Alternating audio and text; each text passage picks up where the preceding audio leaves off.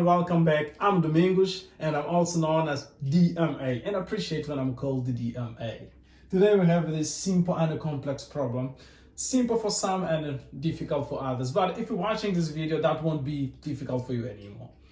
We have if a is equal to square root of minus 4 and b is equal to square root of minus 3, a times b belongs to the set of real numbers? That's the equation. Okay.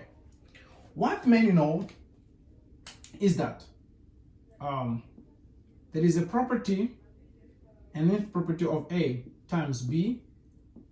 We can split them by saying this is n square of a times n square of b.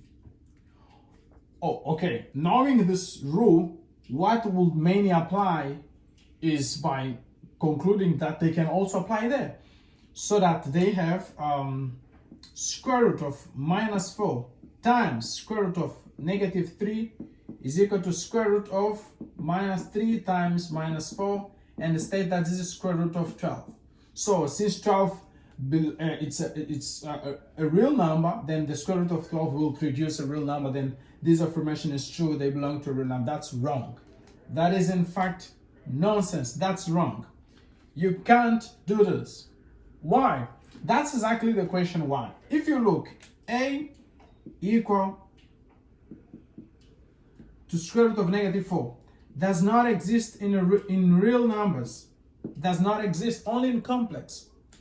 And b equal to square root of negative 3, the same, does not exist in a real number. So if they both does not exist in a real number, that means the product of them, the product of both of them won't exist in the real number. So they don't belong in the set of real numbers. So that's how you have to do. Now you could ask, but what about this rule? This rule can be applied when individually they satisfy the condition. So you can't state that it's square root of 12 and it belongs to a real number. No, it does not belong in the real numbers. I hope you enjoyed the video. So this is how you do. This is how you approach. A times b does not exist in real numbers. Because the logic is simple. How can the multiplication of two numbers that does not exist in real numbers will produce something that exists? If we were analyzing in C, which is the set of complex numbers, then that would be possible for us to affirm that. Otherwise, we can't. So if you enjoy, leave your like, your comment, subscribe, and most importantly, share with your friends.